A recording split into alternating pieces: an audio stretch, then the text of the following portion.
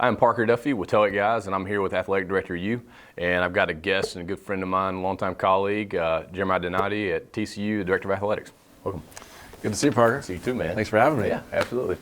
One thing that I want to start with is kind of off topic a little bit. I want to hear your story a little bit more. That's not on the list, but you've got a really cool background, and I think everybody could benefit from hearing that. Well, sure. It's non-traditional, but I think that's kind of the most athletic directors these days, I think, have a non-traditional story. So I grew up kind of running around the halls of an athletic department. My father worked at Washington State University on the medical team, and so I kind of grew up running around and dreaming one day of having that kind of career and just wanting to be in sports. But and so worked in some college athletic departments in the summers, but then went to law school and actually ended up in the private sector.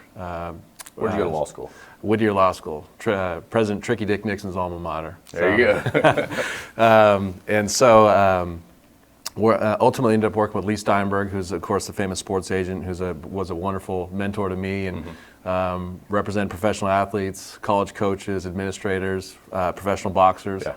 And so it was about 8 years ago actually that Chris Del Conte, my predecessor and good friend and mentor, invited me, had a wonderful opportunity for me here at TCU, and I came to TCU kind of on a flyer on a whim, not really knowing what to expect, and just was the best professional decision I ever made. I got here and kind of climbed the ladder, so to speak, and within a few years was in a pretty big leadership role, and it worked out for me well when Chris moved on to Texas, and I'm forever grateful for that. So it's I don't know how many agents turned athletic directors there are, but I guess I'd be in that category. You might be the only one. I don't think I know anybody. If there's others, very few. Yeah. Okay. How did you meet Lee? There's a cool story behind that too, though. Oh, geez. So I don't know that Lee's gonna laugh if he sees this. So another great mentor of mine, Jim Livengood, who was the athletic director at Washington State and Arizona, and then UNLV.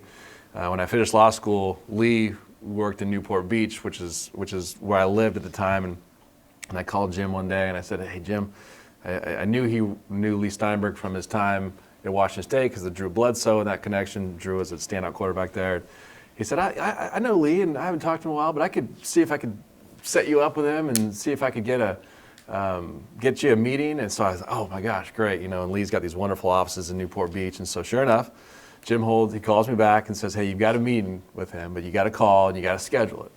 So I call, I'm all excited. I'm rehearsing what I'm going to say to his assistant at the time, and she says, okay, great, how about, and this is like spring, and she said, I'm looking at the calendar, and we could get you down for the, looks like the 26th of September. So, this is like 4 months out, right? Yeah. So sure enough, though, I had my date, and so counted down. I ultimately meet Lee on the 26th of December. I'll never forget this. This is 2006.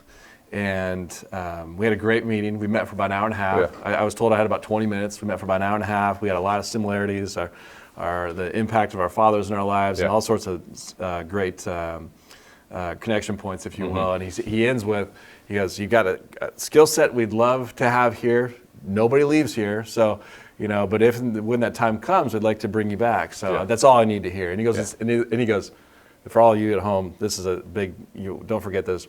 He goes, I want you to stay in touch and be persistent about it. Yeah. I mean, that was like all I needed to hear. And when he says that, he means it. He means it. Yeah, exactly. So I call him every month. I'm emailing him, and he keeps saying, look, we're still kind of in the same place, but I think we're going to, we may be growing. Yeah. So just keep in touch. We have nothing yet. So we get into the spring, and I stopped hearing from him. I'd reach out, I didn't hear back. A full year later. From the initial contact. It's about 8 months later. Yeah. And I'm discouraged, I'm a little frustrated. I had a good job working in this sports and entertainment boutique firm there in LA, but my dream job was to work with Lee. And I read the paper one day, and Lee Steinberg is sponsoring the Newport Beach Film Festival.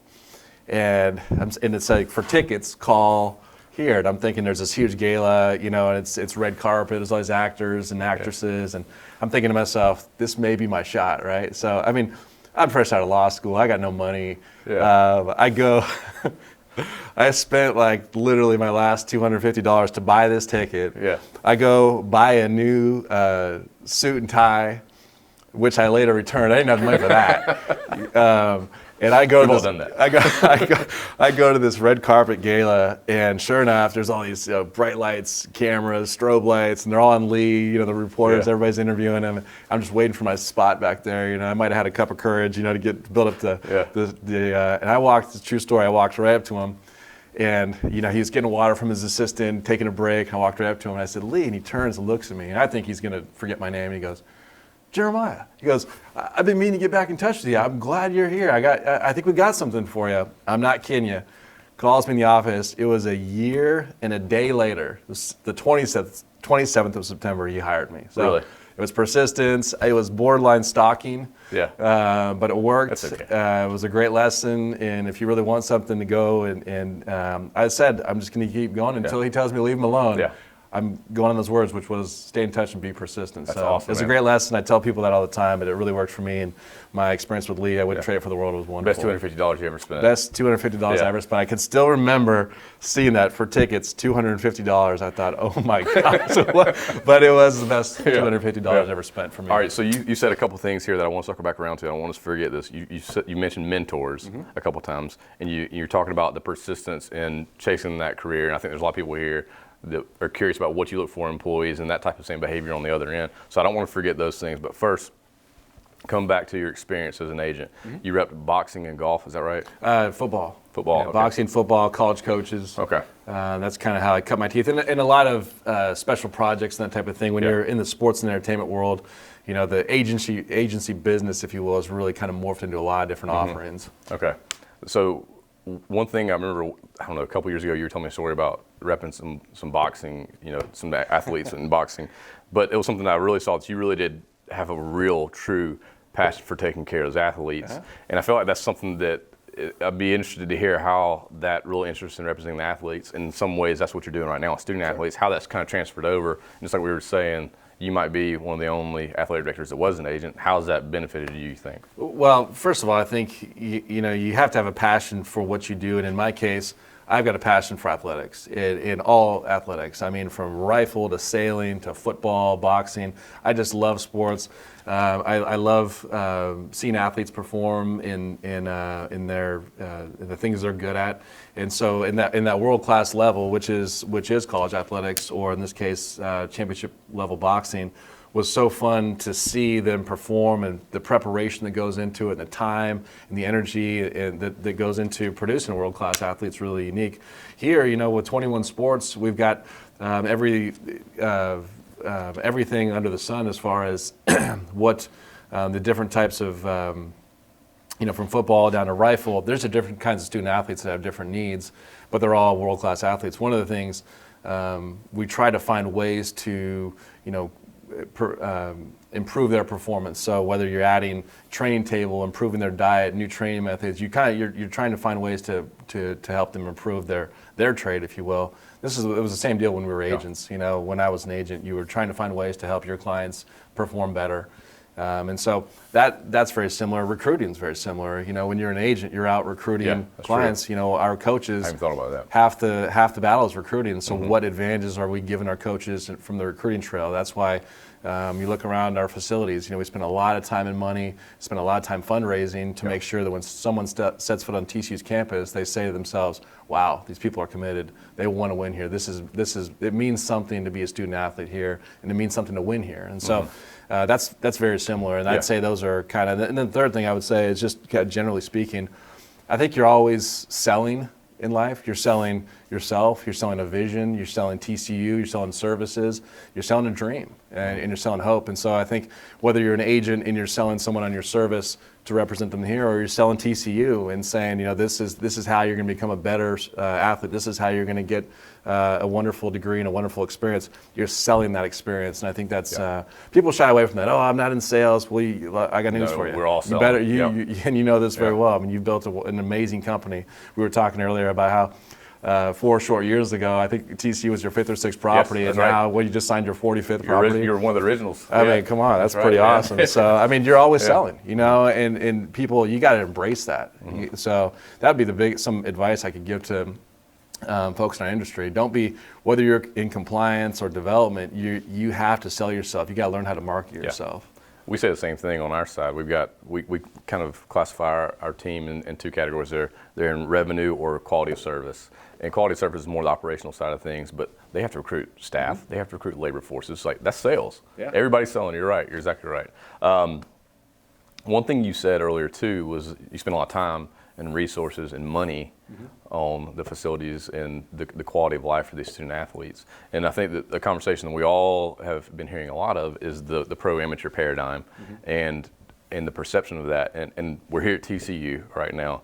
And I'll just tell this, like, when my daughter was born a little bit over a year and a half ago, like, when we were setting up our 529 plan, we were like, how much would it cost in 18 years to go to TCU? It's a lot, man. It's a lot, and it's gonna keep on going up. And the student athlete experience, it compounds on that. And so as a sports leader, and especially in college sports here, what do you think people can be doing more to really communicate that, to kind of shift that back to where people understand the value of the student athlete and what these universities are doing for them? Well, I think you got to ask what you're providing the student athlete, to your point. And we talk about four things that you have got to have a passion about delivering, and that's one, delivering a world-class student athlete experience.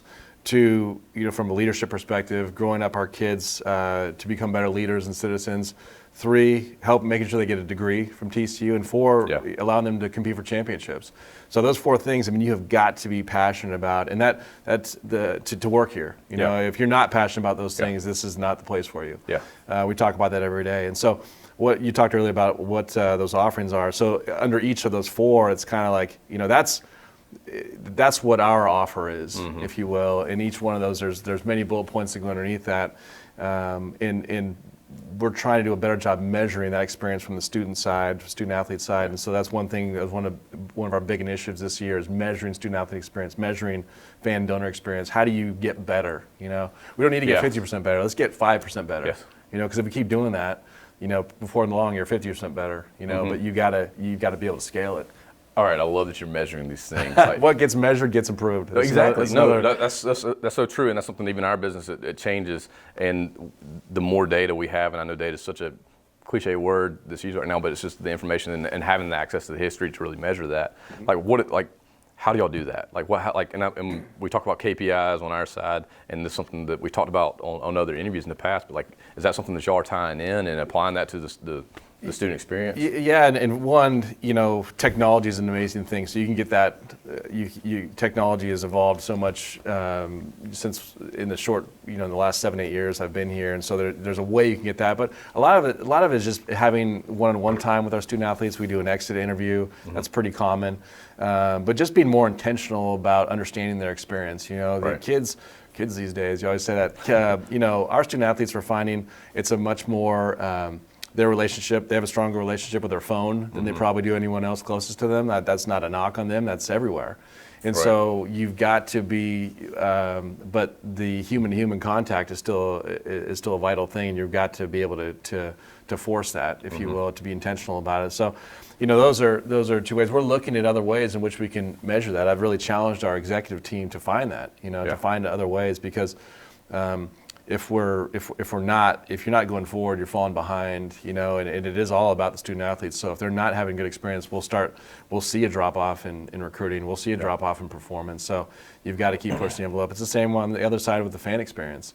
If people aren't having a good experience, they'll vote with their feet. They'll walk away. They won't renew. And especially for us, being a smaller school, we've got a 45,000 seat football stadium, 80,000 living alums. We don't have, we can't just adjust season ticket prices $25 and net $15 million in, if you will, at like a 100,000 seat stadium in these massive. So it's very important to keep the people. We have the saying, make the purple people more purple. You've got a solid fan base, but you want them to be doing more things, and you got to make sure that you're really solid with them, and you're constantly earning their business. Yeah, make the purple people more people. All right, so talking about making purple people more purple. And say that 5 times. No, I'm not. Not on camera. I won't. Just tell them what's to come out of my mouth. But just all of this comes back to, in a lot of ways, the experience is the priority, but it's still a business. And you're managing now, a budget that's, close to 9 figures, which at that point you really are an executive, AD/CEO. What are some of the things that have kind of surprised you, good and bad, about being the one that it comes down to you making these decisions? And Well- what are some moments that you're like, okay, it's all on me? Well, the first of all, the cost of doing business at this level in college athletics is going up every year. I mean, let's just be honest about it. It's getting more expensive to operate, which puts more pressure on our external team to bring in other sources of revenue. We know that basically, half of our budget comes from our affiliation with the Big 12 Conference. So what are we doing about the other half that we can help improve? How's that going to take us higher? Because look, we're never going to have the budget of an Oklahoma or Texas. I understand that. We're going to have to find other ways to compete. And it's got to be, we're going to treat all of our programs fairly, but we cannot treat them equally. If we do, we'll go out of business. Yeah. It's got to be about football and men's Right. basketball. Those are the big revenue drivers, and those benefit the other 19 programs. But I've seen some departments get in trouble where you try to treat everyone equally. Now, treating the programs equally is different than treating student athletes equally. Right. Obviously, that's a different. No, But you've got to look at that very much from a business perspective. I look at myself as being fortunate to be the president of this company. The athletics component of it. Right. And we're just one unit within a much bigger company, which is obviously TCU. To your point, what was the aha moment, if you will? Unfortunately, we had an incident with one of our coaches shortly after I became the athletic director, where we had to make some tough decisions, and it's your call. Yeah. now. Yeah, you can't lean up. It's your anymore, call. yeah. Yeah, exactly. And Yeah. we did the right thing, and it happened pretty quick. It wasn't. I didn't get a couple years to walk into that. Yeah. I think it was a couple weeks. So, but I think in some ways my experience as an agent and being in that business, which is very cutthroat, which is very intense, being in that area of the private sector probably helped prepare me for that. Yeah. I think my legal background, some of the great advice I got from Jim Livengood, who was a mentor of mine, when I told him I wanted to get into college athletics, he said, what's going to separate you from, the million others that kind of look and feel like you? He said, getting an advanced degree, going to get your MBA, going to get your Juris Doctorate, your legal degree while you can. That's one thing, and that kind of completely changed my train of thought. That was a big moment for me, probably because it pushed me to it literally pushed me to the limit. And I wasn't sure, frankly, going into law school if that was something that I was cut out for, and to come on the other side of it, to pass the California bar, to know that I did all that work myself, was really a kind of a catalyst for me, if you will, even from a confidence standpoint, to know like I can do those things. Yeah. And so that was a big moment. That makes sense, and that's something that even me, our roles are different, but they're similar in a lot of ways. And when I'm looking for people to join our team, and I know you are too, that's something that when I see somebody that has a JD, or even the people that are around us, I lean heavily on JDs. I think that's something that a lot of people look to MBAs, and the JDs really don't get the attention on it. But the JDs are some of the more business savvy people out there, which I'm sure has benefited you a ton. Absolutely. We're talking about, so what do you look for in employees? I mean, what are like the 3 or 4 traits or characteristics you look for when you're hiring Tailgate guys? I look for people that have a passive commitment, somebody that's going to be there for, has been somewhere for a few years. 5 years is great when you see those on resumes, which you and I both know that's getting to be more and more of a challenge now than it's ever been, especially with young people, because kids these days, back to your saying, kids these days. Look for that. I look for that sales mentality, regardless of their position, which is exactly what you were saying. Somebody that's not scared to go out there and chase what's theirs. But then in our business, it's really unique that we got to have people that are willing to roll their sleeves up and do any job in the company. Initiative, right? Absolutely. Yeah. I mean, let's just be honest. We ain't curing cancer here. No. And thank God in our in our state, because we'd be in by trouble. design. We'd be in trouble. But no, it's the same thing. Initiative. We don't need Harvard business grads. No knock on Harvard business grads, but we need people with tremendous passion, initiative, common sense. Like you said, if you're willing to roll up your sleeves and really get after it, and there's something to be said about being present. Someone once told me that the world is run by people who show up. I love that. I actually wrote that down on a card. I keep that in my office. The world was run by people who show up. That's so tough to do, though. But it really to be is, present, especially being busy too. It is, and so, but you think about it. Those are things. If you give me a team of those, and I'm thankful I do have a team of those. We're going to go out and do good things. And I don't. I've never had that conversation with our coaches, but they all kind of embody that too, and down to their assistants, and that's why I think we've been able to be so successful. So it's not that complicated. It really isn't, and that worked for me, and that's what we look for when we're hiring here at TCU. I like that. I'm going to write that saying down. One of the many sayings that I get from the folks at TCU. I try. I'm constantly texting myself whenever I hear a good saying. Add me those text messages. I will. I've got a list of them. So I'm coachable. Yeah, exactly. There you go. So you've talked about a few different mentors you've had in your life, and that's something that I have not had that type of mentorship necessarily, and I think that's something that is a huge asset that I'm missing in some ways. So can you shed some light to the people that are at home watching this on how you've gone about building those relationships with the mentors that you've had in the past? Sure. Well, first, when I think of mentors, I've been fortunate to have a number of them, and you can do it without mentors. I wouldn't necessarily advise it, and especially when you're a successful entrepreneur, sometimes you got to just go out and do it. When you're coming up through an industry, if you will, like college athletics, having mentors is a big thing. For me, it was Jim Livengood, then it was Lee Steinberg, and then of course it was Chris Del Conte, who's an unbelievable mentor friend, and a guy who really, truly groomed me for this position. I'm forever indebted to. But you got to be intentional about it. I have a lot of kids that reach out to me and say, I want you to be my mentor. Well, I got a busy schedule. I got 2 little ones at home. I've got a lot going on here. It can't be so one-sided. In fact, you're always, someone once told me that you may think you've got nothing to provide back to your mentor, but it can't just be a give me. What are you doing to foster that rather than just, hey, help me? In truly establishing a relationship with that person. And sometimes it's hard, sometimes you've got to find what's going to work for you. There's not really a how-to manual on how to get the attention of a mentor. And sometimes it's just not there. I mean, you've got to find something that works for you. It doesn't have to be a Chris Del Conte who's at the top of the college athletics world. It doesn't have to be me. It can be someone who's just got great experience. And some of my best mentors probably never got to a position of as much prominence, say, as I am at TCU, but they have tremendous insight and acumen into places I don't. And something about sometimes just being a father, being a husband, and how do you balance that? Someone told me the other day is never walk into your house on the phone. Never walk into the home with your kids seeing you be on the phone. If you have to, take another lap around the block. That's great advice. That gives me chills almost. They'll never forget that, and they want your attention when you walk in the door. I say this all the time. My kids don't care if we just won the national championship or we missed out on the NCAA tournament, unfortunately, like we did. They want your time, and that's what they're going to remember.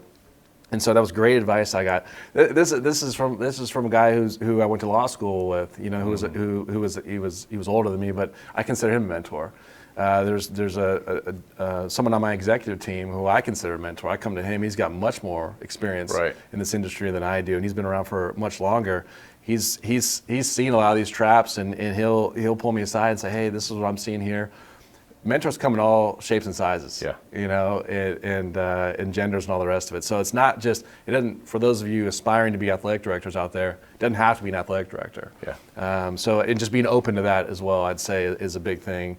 I was fortunate. I named 3 that were very powerful. I've got a list of others that were equally as impactful to me that don't have the Lee Steinberg name or the Chris Del Conte. Yeah, but it sounds like they've all kind of evolved naturally, though. There's people that were around you where you weren't, like you said, shooting out emails, say, hey, will you be my mentor? It's just these relationships kind of cultivated. You've got to find something you have in common, some kind of commonplace, and like I said, it's just not going to be there for everybody. And like I said, Lee Steinberg and I literally had nothing in common on paper. He and I got together, we had a ton in common. And it was just the 10-minute conversation turned into an hour and a half, and from there it was really game over. It was game over, and so I'm forever grateful that he took the meeting. I got that was the most amazing education I got, was just spending 4 years with him and learning from him. So mentors are very important. They'll help you in your lowest times. They'll be there. The good ones will be there, patting you on the back in your highest moments too. But you really, they are important. You can do it without. But you say you didn't have mentors. I promise you, I could go back through your life and I could find people. Well, I was not saying I didn't have. Yeah, you're right. I didn't have like that clear-cut mentor like you're talking about, like the hey, will you be my mentor type of thing. But you're right. Now that I think about it, and I've got more in my life now than I did when we started the business. I think so. It is something that as you're sitting here talking, there's some thoughts that are coming to mind. As you on continue to get bigger and bigger, when you go from 43 properties, we'll be sitting here a year from now, you'll be like 86. You know, you guys are growing fast. You know, we were. Don't forget us. We were one of the first 5 or 6. I mean, where you now, man? Now you're all grown up. You know. So no, it's. But no, that's a huge part, I think, of any. And it's funny, you see.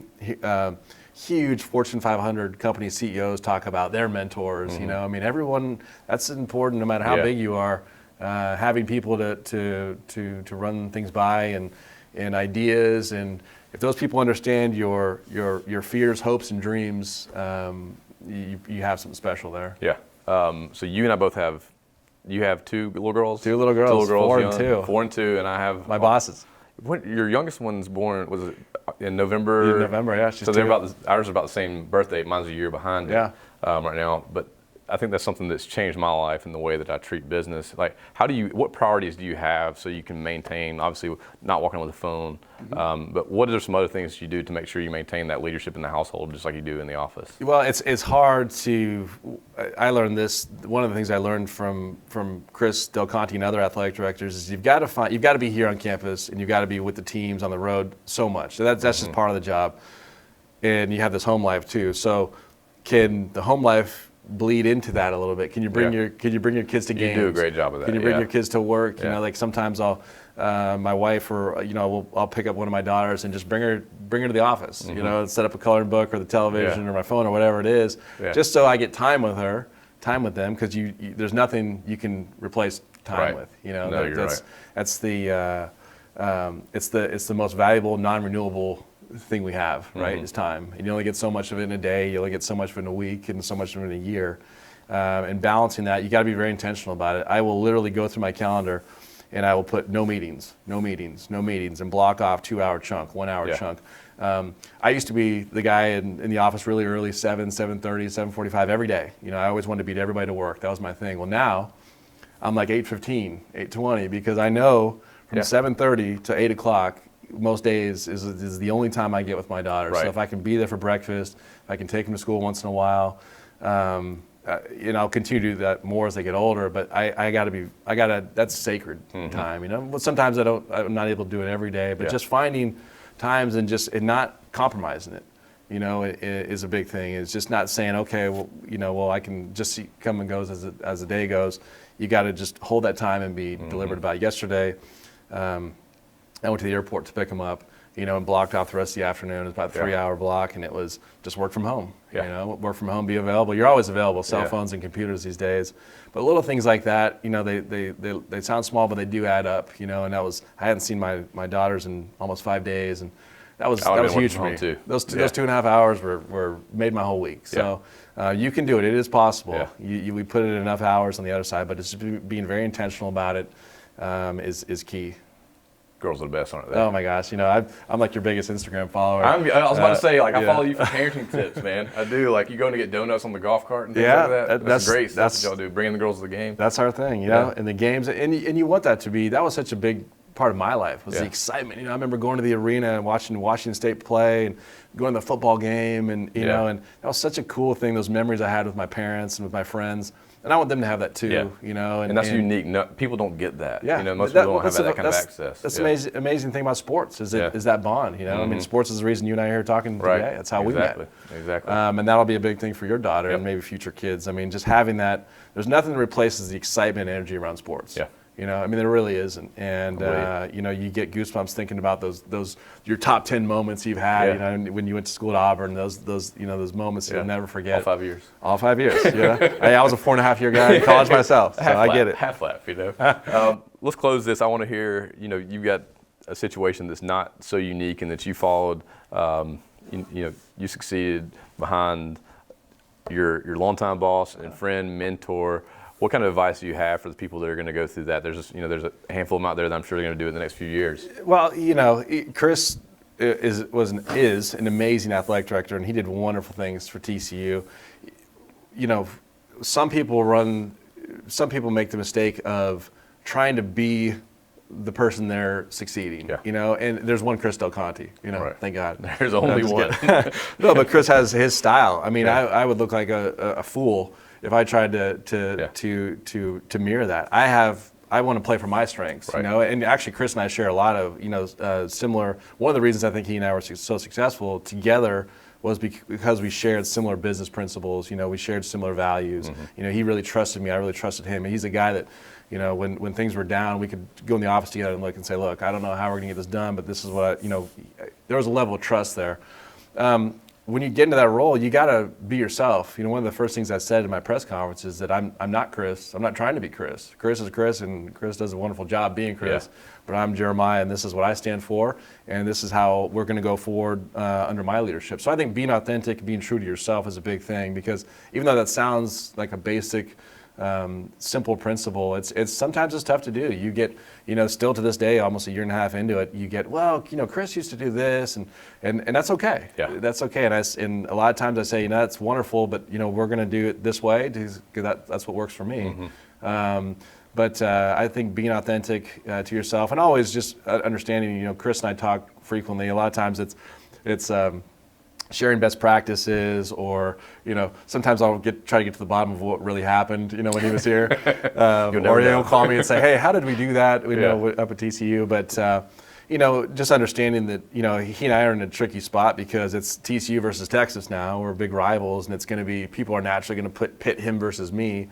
But just understanding that my friendship with him is very valuable, and I'm very grateful for all the opportunity he gave me to allow an easier transition into that role. Yeah.